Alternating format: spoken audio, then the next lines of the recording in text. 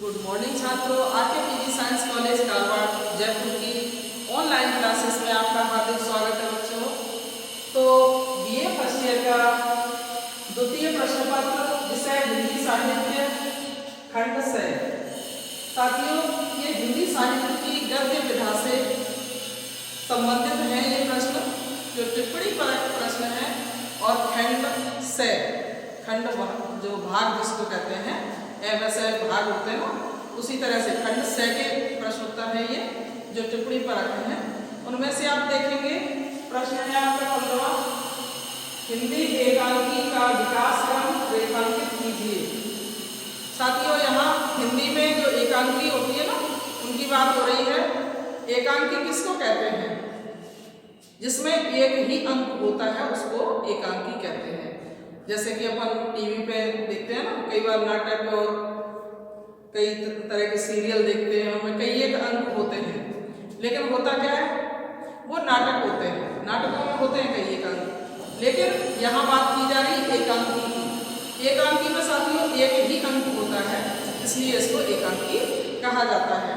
अब हम बात करेंगे, सामान्य परिचय देंगे इसका एकांकी का। आप देखेंगे आगे कि जो एकांकी है वो किस प्रकार से इसका विकास क्रम हुआ है, आप देख सकेंगे, आप समझ सकेंगे। देखें आगे, हिंदी साहित्य में एकांकी के उद्भव को लेकर मतभेद है साथियों, क्योंकि कुछ विद्वान इसे पाश्चात्य वन एक्ट प्ले का रूपांतरण मानते हैं, और लेकिन अधिकतर समालोचक इसका उद्भव संस्कृत साहित्य से मानते हैं। तो साथियों, क्योंकि संस्कृत में बाण, व्यायोग, ईहामृग, अंक आदि नाटक भेद ऐसे हैं जिनमें एक ही अंक होता है। आप समझ पा रहे हैं? संस्कृत भाषा में वैसे तो एकांकी में भी एक अंक होता है, जैसा कि मैंने अभी आपको बता दिया है, लेकिन जो संस्कृत के नाटक हैं उन कई नाटकों में भी एक ही अंक होता है। जो संस्कृत में लिखे गए हैं उनके नाम अभी मैंने आपको बता दिए हैं। उनके नाम जो हैं बाण, व्यायोग, ईहामृग। इन नाटकों में भी नाटक भेद ऐसे हैं जिनमें एक ही अंक होता है। हिंदी साहित्य के आधुनिक काल में इस विधा का विकास अनेक स्तरों पर हुआ है। तो उसमें पहला स्तर देखेंगे आप, किस किस स्तर पर इसका विकास हुआ है। सबसे पहले बात करेंगे हम पॉइंट नंबर 1, भारतीय युग की बात करेंगे। भारतीय युग में इसका विकास क्रम किस प्रकार से एकांकियों का आगे बढ़ा है। तो साथियों, हिंदी एकांकी का उद्भव भारतेंदु के अंधेर नगरी नामक नाट्य कृति से माना जाता है।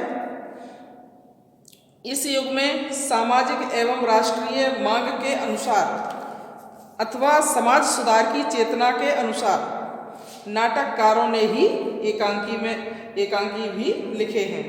साथियों, प्रताप नारायण मिश्र का कलि कौतुक, राधाचरण स्वामी का भारतवर्ष में यवन लोग, और किशोरी लाल गोस्वामी का चौपट चपेट, बालकृष्ण भट्ट का दमयंती स्वयंवर तथा श्रीनिवास दास का प्रहलाद चरित्र आदि एकांकी हास्य व्यंग्य एवं सामाजिक कुरीतियों की दृष्टि से उल्लेखनीय हैं।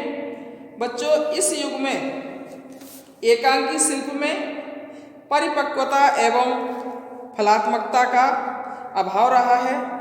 फिर भी सामयिक विषयों को लेकर एकांकी नाटक लिखने का प्रयास चलता रहा है।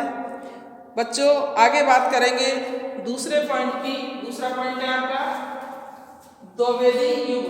महावीर प्रसाद द्विवेदी का युग जब आया तो उस समय एकांकियों को किस प्रकार से गति दी गई देखेंगे आप। साथियों, इस युग में अधिक मात्रा में एकांकी नहीं लिखे गए, क्योंकि इस काल में हिंदी के परिमार्जन की तथा अनुवाद की परंपरा तीव्र रही। आचार्य महावीर प्रसाद द्विवेदी ने स्वयं इस विधा को कोई प्रोत्साहन नहीं दिया, क्योंकि इस काल में अंग्रेजी, बंगला और मराठी, ये भाषाओं के नाम हैं, अंग्रेजी, बंगला और मराठी एकांकियों के प्रभाव से हिंदी एकांकी का विकास होता रहा। इस युग के प्रमुख एकांकीकार राधेश्याम कथावाचक, तुलसीदास सेंदा, सिया रामशरण गुप्त, बद्रीनाथ भट्ट, हरिशंकर शर्मा और राम नरेश त्रिपाठी आदि हैं।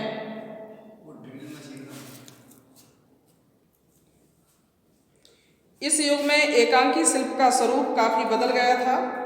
इस युग के एकांकियों में सुदर्शन के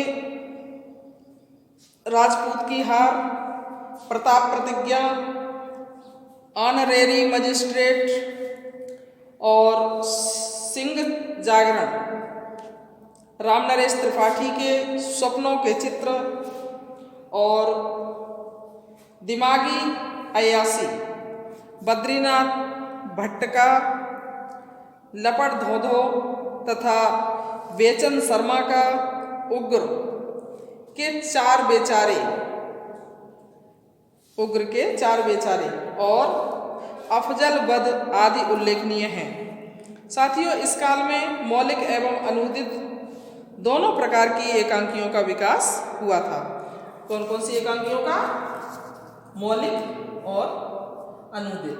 ठीक है, तो बच्चों अब हम देखेंगे आगे तीसरे पॉइंट की बात करते हैं, प्रसाद युग। जब प्रसाद युग आया तो एकांकियों को किस प्रकार से गति मिली देखेंगे आप आगे। प्रसिद्ध नाटककार जयशंकर प्रसाद ने एकांकी शिल्प को नया रूप देने का प्रयास किया और 5 प्रयोगात्मक एकांकी लिखे। कौन कौन से?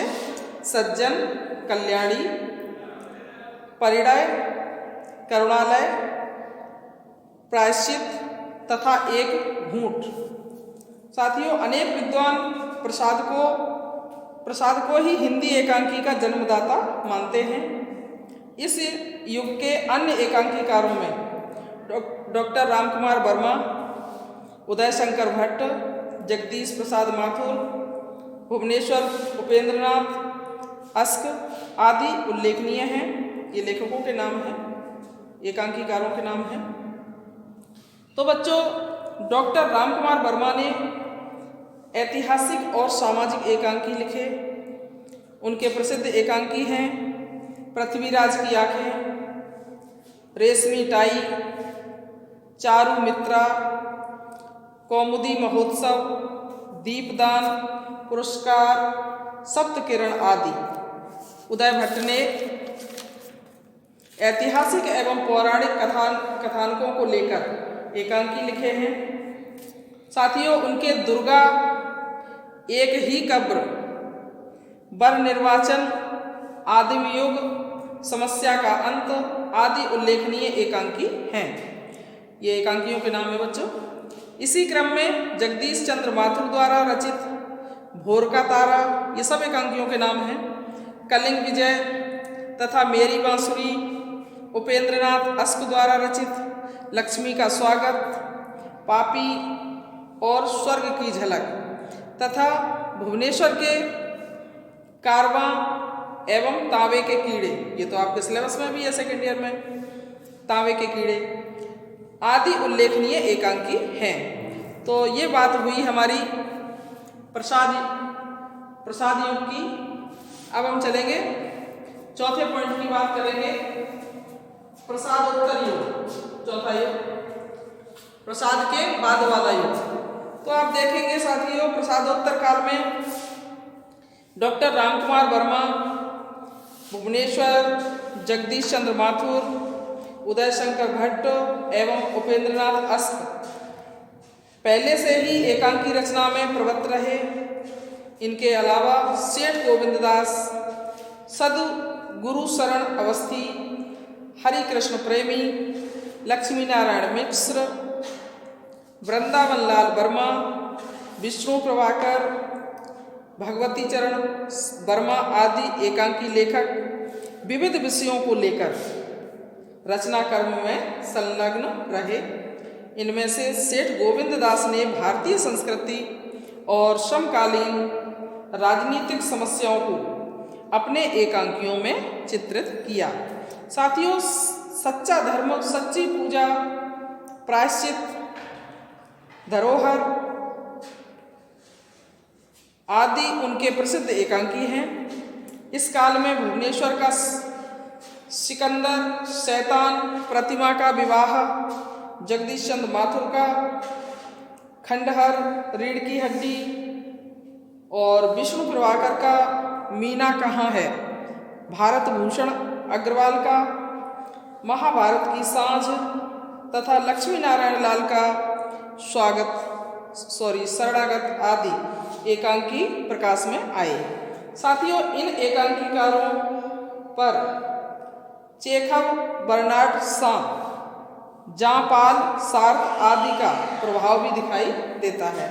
ये प्रायश्चित, ये जो पाश्चात्य जो समीक्षक हैं उनकी बात हो रही है, जिनका इन पर थोड़ा सा प्रभाव दिखाई देता है। अब हम बात करेंगे पॉइंट नंबर 5 की। 5वां पॉइंट है आपका, 5वें पॉइंट की बात करते हैं आगे। बच्चों, अब बात करेंगे स्वतंत्रोत्तर युग की, स्वतंत्रता के बाद वाले युग की। तो साथियों, यद्यपि कुछ समीक्षकों ने प्रसाद युग से लेकर स्वतंत्रोत्तर युग तक एकांकी साहित्य को आधुनिक युग नाम से पुकारा है और इसका विभाजन नहीं किया है, परंतु रचना शिल्प तथा प्रस्तुतिकरण आदि अनेक बातों के साथ ही इस क्षेत्र में बहुविध प्रयोग दिखाई दिए। इस कारण हिंदी एकांकी की विकास यात्रा को उक्त 3 भागों में विभाजित करना सर्वथा उचित है। साथियों, स्वतंत्रता प्राप्ति के पश्चात पहले रेडियो से एकांकियों के प्रसारण को काफ़ी लोकप्रियता मिली और फिर दूरदर्शन ने इसके प्रसार क्षेत्र को व्यापकता दी।